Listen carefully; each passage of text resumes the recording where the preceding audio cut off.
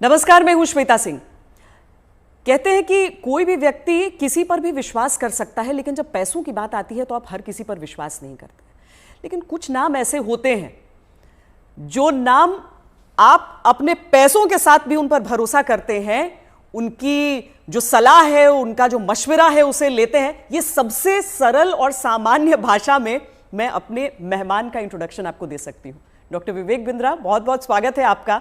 और ये बहुत बड़ा कॉम्प्लीमेंट होता है क्योंकि लोग जनरली अपने पेरेंट्स की, अपने भाइयों की, अपने बहनों की, इनकी बातों पर विश्वास करते हैं। जब अपने पैसे की बात आती है बहुत सोच समझ कर सोचते हैं कि पता नहीं कुछ गलत एडवाइस न दे दे। लेकिन आपके में क्या बात ऐसी है कि ये बड़ा बिजनेस जो है उसकी तरफ जो आम इंसान है वो इतना खिंचा चला आता है?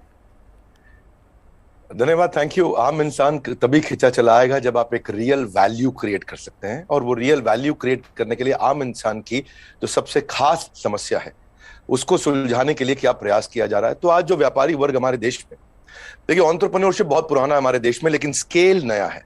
बिजनेस खड़ा तो लोगों ने किया है, लेकिन बिजनेस बड़ा नहीं किया है। और बिजनेस बड़ा कैसे किया जाए, उसके लिए सोलोप्रेन्योर, एंटरप्रेन्योर के लिए हमने हिंदी भाषा में एक बड़ा बिजनेस, ये प्लेटफॉर्म ऐसा बिल्ड किया है जिससे वी आर हेल्पिंग, और आज बिलियनियर प्रोफेसर्स के साथ में हम उनकी मदद कर पा रहे हैं। लगभग 10 करोड़ लोग हमारे वीडियोस हर महीने देखते हैं, विच इज 100 मिलियन का हमारा मंथली एक्टिव यूजर है, और एक फार रीचिंग इम्पैक्ट है। आज 750 डिस्ट्रिक्ट के अंदर आज हमारे ऑफिस, माइक्रो फ्रेंचाइजी उनके साथ में नीचे जाके एक आम आदमी का हैंड होल्डिंग कर रहे हैं। अपना ये एक मुद्दा है कि रिक्शा वाले को भी हम एक बड़ा एंटरप्रेन्योर टेक्नोलॉजी के साथ एनेबल, साधारण भाषा में सिखा के उसे कैसे आगे बढ़ा दें। अच्छा, सुना है कि आपको कुछ गिनीज बुक रिकॉर्ड्स में भी नाम है, कई सारे रिकॉर्ड्स हैं इनफैक्ट। धन्यवाद, थैंक यू। हाँ, ठीक बात है। हालांकि ये वर्ल्ड रिकॉर्ड बनाना हमारा गोल नहीं है, वो एक आउटकम है। गोल हमारा था कि क्या हुआ पेंडेमिक में। अब मुझे वो 2020 का वो समय याद आता है जिस समय अप्रैल का टाइम था, बहुत ज्यादा सब जगह इतना ज्यादा उस समय माहौल पैनिक का था कि लोगों को समझ नहीं आ रहा था क्या किया जाए। तब हमने पहला एक वेबिनार किया। एक वेबिनार में अमूमन 100, 200, 500, 1000 लोग आते हैं। हमारे वेबिनार में 10 लाख, 15 लाख, 20 लाख लोग आए तो गिनीज वर्ल्ड रिकॉर्ड में आ गया। तो हमने स्ट्रैटेजी का, सेल्स का, ऑपरेशंस का, रिटेल का, स्टार्टअप का, हमने हर सब्जेक्ट पे, लीडरशिप पे, इन सब पे हमने वेबिनार्स किए, मार्केटिंग पे, और हर बार जो वेबिनार था वर्ल्ड रिकॉर्ड में आता चला गया। आज लगभग Guinness book of world record हमारे 9 हैं, और golden book of world record मिला के हमारे 10 वर्ल्ड रिकॉर्ड बन चुके हैं। ये जो शो आप कर रहे हैं, जो जीता वही Sikandar, horses table, good news today पर, इस शो का कॉन्सेप्ट क्या है? क्या है इस शो में? देखिए, वैसे तो होना चाहिए जो जीता वही चंद्रगुप्त मौर्य, हाँ। क्योंकि चंद्रगुप्त जीते थे, सिकंदर नहीं जीते। पर क्योंकि ये कहावत बहुत ज्यादा मशहूर है तो ये नाम भी रखा गया और बड़ा अच्छा चला। ये on the spot funding reality show है। इसमें 8 इन्वेस्टर आते हैं, हर एक इन्वेस्टर अपने साथ 5 करोड़ रुपए रेडी रखता है। 24 स्टार्टअप सामने आते हैं। स्टार्टअप आता है, रियलिटी शो है, पैसा इन्वॉल्व है। इसमें Sunil Shetty production, India TV, अपना इंडिया टुडे ग्रुप जो है हमारा, और सारे, मेरा जो रोल है इसमें मेंटर, कोच, एडवाइजर और स्टार्टअप गुरु का है। तो हम लोग मैक्रो इंडस्ट्री का एनालिसिस भी देते हैं और साथ में माइक्रो बिजनेस का एनालिसिस देते हैं। स्टार्टअप आता है, इधर सबके सब इन्वेस्टर बैठे रहते हैं, आमने सामने चर्चा होती है, वहीं सब ओके हो जाता है, वहीं पैसा और उनके बदले में उनकी इक्विटी ली जाती है। तो बड़ा अच्छा शो है।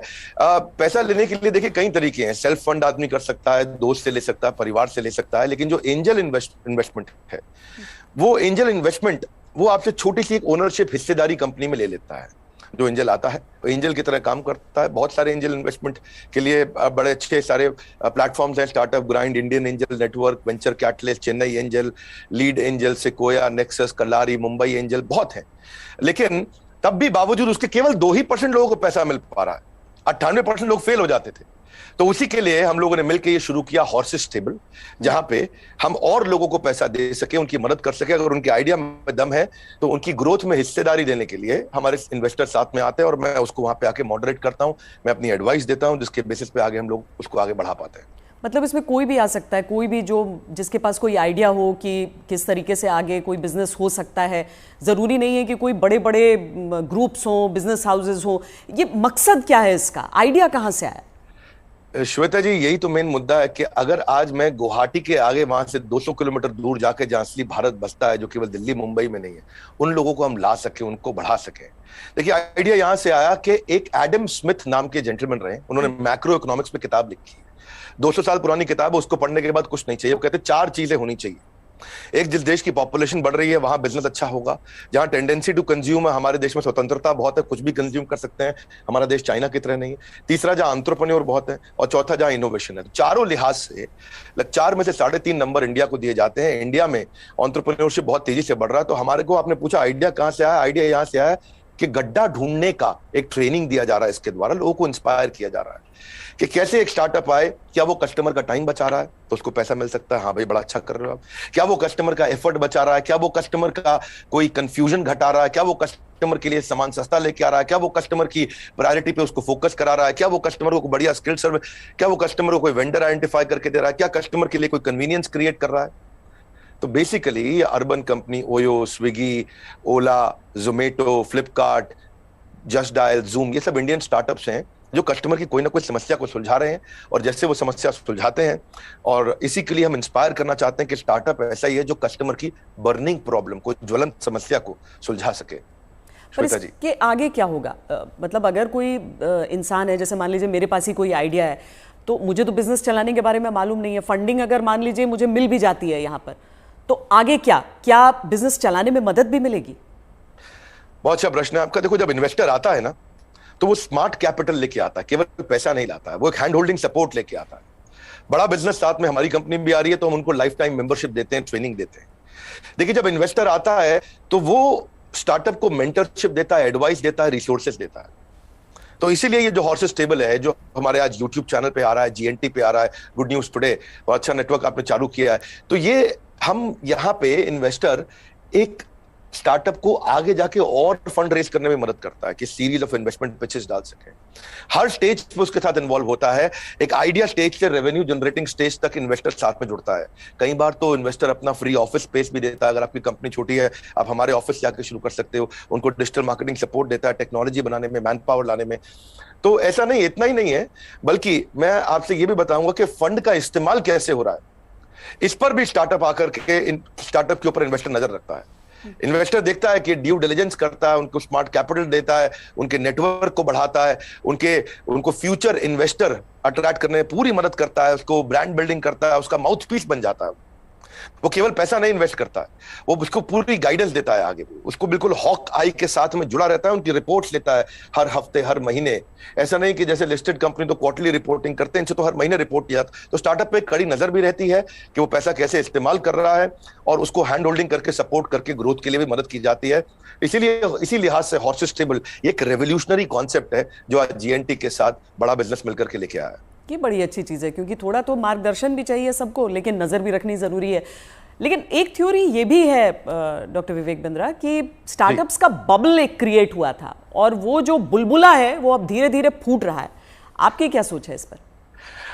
नहीं, मैं ऐसा बिल्कुल नहीं मानता। ये कोई बुलबुला नहीं, ये रियल सब्सटेंस है। अगर ये बबल है तो हमें मानना होगा कि 700 मिलियन इंटरनेट यूजर भी इंडिया में बबल है। इंटरनेट यूज करना बंद कर देंगे क्या लोग? आज UPI card payments, net banking, transaction, ये सब बंद हो जाएगा। अक्टूबर में ही साल $100 बिलियन की ट्रांजैक्शन यूपीआई पे इंडिया में हुई है। ये स्टार्टअप का नतीजा है। रेवोल्यूशनाइज किया है डिजिटल ट्रांजैक्शंस को, ये स्टार्टअप का नतीजा है। बहुत सक्सेसफुल स्टार्टअप्स आ रहे हैं। 42 नए यूनिकॉर्न 1 साल में आए हैं। आप समझिए, जितने यूनिकॉर्न 10 साल में बने, यूनिकॉर्न का मतलब 7,500 करोड़ की कंपनी, जितने स्टार्टअप 10 साल में बने, उतने ही स्टार्टअप पिछले 1 साल में भी बन गए। तो ये बबल नहीं है। इंडिया इस समय टॉप 3 यूनिकॉर्न प्रोड्यूसर में जो स्टार्टअप के है उसका नाम आ चुका है। यानी कि हर 9 दिन के अंदर हमारे देश में एक नया $1 बिलियन स्टार्टअप पैदा हो रहा है। स्टार्टअप जो है ना, ये अब 2011 में 9.5 साल लगा करते थे, और उसके बाद ये समय कम होता चला गया। 2012 से जो स्टार्टअप आया वो 4.5 साल में $1 बिलियन हो गए। आप ये समझिए कि ट्रैवल एजेंसी जो होती थी वो Goibibo, Thomas Cook, make my trip में आ गई। सरकारी नौकरी घट रही है, स्टार्टअप बढ़ रहे हैं। पेपर अब डिजिटल हो गया है, किताबें किंडल में मूव कर गई हैं, बिजली अब सोलर होती जा रही है, रिटेलर अब अमेजॉन, फ्लिपकार्ट और रिलायंस पे मूव कर गया है, गाड़ियां ड्राइवरलेस हो रही हैं, ब्लॉकबस्टर सीडी को खत्म करके यूट्यूब, अमेजॉन प्राइम, नेटफ्लिक्स आ गया है, सेल फोन के बिल अब घट रहे हैं, इंटरनेट के बिल बढ़ रहे हैं, गाड़ियों की सेल घट रही है, ओला उबर बढ़ रहा है, रेस्टोरेंट शटडाउन हो रहे हैं, ऑनलाइन फूड डिलीवरी बढ़ रहा है। आज बच्चों को जो है ऑनलाइन स्टडीज उनकी बढ़ गई है, प्राइवेट कोचिंग घटती जा रही है। इसका मतलब क्या है? जो स्टार्टअप है ना, वो एक रेवोल्यूशन है। पहले कबूतर चिट्ठी लेके जाता था, आज व्हाट्सएप चिट्ठी लेके जा रहा है। इसके बीच में बहुत लंबी जर्नी थी, और सिलिकॉन वैली में कम से कम 15 स्टार्टअप ऐसे बैठे हैं जो व्हाट्सएप के खात्मे की तैयारी कर रहे हैं। और नेक्स्ट जो रेवोल्यूशन आएगा, नेक्स्ट सिलिकॉन वैली आने वाले समय में बेंगलुरु से शुरू होकर के भारत से ही आगे निकलेगा। वाह, क्या बात। लेकिन कई स्टार्टअप्स फेल भी तो होते हैं, कई स्टार्टअप्स फेल हो जाते हैं, इसकी वजह क्या रहती है?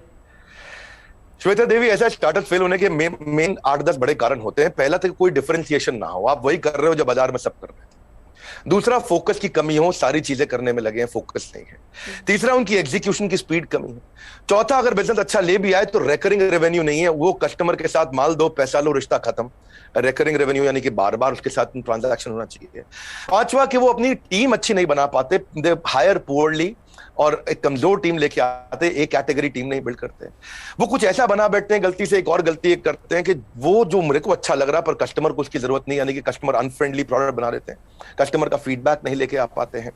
पैशन नहीं होता है, प्रॉफिट के चक्कर में चले गए लेकिन पैशन नहीं है, ये बड़ा जरूरी है। आंसर बड़ा महत्वपूर्ण है, जो आज व्यूअर देख रहे हैं उनको ये समझना चाहिए कि अगर बिजनेस मॉडल और रेवेन्यू मॉडल कमजोर है, प्री मैच्योर स्केल किया, बिजनेस खड़ा हुआ नहीं, बड़ा करने पहले निकल गए, बिना टेक्नोलॉजी के स्केल किया और उसके चक्कर में फिर आपने कर्जा भी ले लिया, तो फिर जो है वो एग्जीक्यूशन और स्लो होगा, प्रॉफिट और कैश फ्लो खत्म होगा और फिर कैश बर्नआउट के बाद आप फंड भी रेज नहीं करेंगे। यही मुख्य कारण होते हैं कि स्टार्टअप फेल होते हैं। तो पहले बिजनेस को खड़ा करना है, बाद में बिजनेस को बड़ा करना है। क्या हम समझे कि एक स्टार्टअप कल्चर है अब और ये डेवलप हो रहा है, और ऐसे में भविष्य से आपकी क्या उम्मीदें हो जाती हैं? देखिए, स्टार्टअप का कल्चर अब डेवलप हो रहा है इंडिया में। पिछले काफी समय से हम ऑब्जर्व कर रहे थे, नंबर 1 पे सिलिकॉन वैली, न्यूयॉर्क सिटी, उसके बाद London, Chicago, Los Angeles, Seattle, Boston, Berlin, Tel Aviv Israel में जो है, और सिंगापुर। यही केवल 10 शहर थे दुनिया के अंदर जहां स्टार्टअप्स बिल्ड हुआ करते थे। अब अचानक बेंगलुरु बहुत तेज आगे आया, हम जो पीछे थे अब हम आगे बढ़ रहे हैं। परंतु क्यों हम पीछे रह गए थे और भविष्य में कैसे आगे बढ़ेंगे उसको समझते हैं। हम पीछे इसलिए रह गए क्योंकि हमारा इंडियन एजुकेशन सिस्टम बहुत कमजोर था। इंसान को रोटी कपड़ा मकान के अलावा सबसे ज्यादा जरूरी है शिक्षा, और यहाँ पे ग्रेजुएट इतने प्रोड्यूस हो रहे हैं जितने कंज्यूम नहीं हो रहे थे। Real time corporate campus experience नहीं है, पढ़ाई पुरानी है, स्टैग्नेंट सिलेबस है, कन्वेंशनल थियोरेटिकल क्लासरूम अप्रोच थी। इस चक्कर में अंडर एम्प्लॉयमेंट जो है वो अनएम्प्लॉयमेंट से ज्यादा बड़ी समस्या है। आज राजनेता लोग सबके सब हमारे यहाँ पॉलिटिक्स में अनएम्प्लॉयमेंट की बात करते हैं, लेकिन अंडर एम्प्लॉयमेंट कितनी बड़ी बात है कि अब ग्रेजुएट पोस्ट ग्रेजुएट को 14,000 रुपए की तनख्वाह मिलती है, पीएचडी होल्डर को आज अगर 20,000 की तनख्वाह मिल रही है तो कितना बुरा हाल है। लो इंडस्ट्री डिमांड है, इनकॉम्पिटेंट फैकल्टी है, जो कॉलेज में पढ़ा रहा है उसको पढ़ाना नहीं आ रहा, कॉलेज में प्रोफेसर वो बन रहा है जिसको कोई नौकरी नहीं मिल रही है। तो स्टूडेंट की एस्पिरेशन बहुत थी, प्रिपरेशन यहाँ थी, प्रिपरेशन है नहीं, एस्पिरेशन बहुत ज्यादा है। उस चक्कर में हमने हार्वर्ड के प्रिंसिपल्स को इंडिया में अडॉप्ट किया कि 80% case study, 10% project, 5% lecture, 5% learning, ये है 100% का पूरा मॉडल। और आप जो है, ये जो आपने आपका बेसिकली प्रश्न नहीं है कि कल्चर डेवलप हो रहा है, हाँ अब ये कल्चर डेवलप हो रहा है।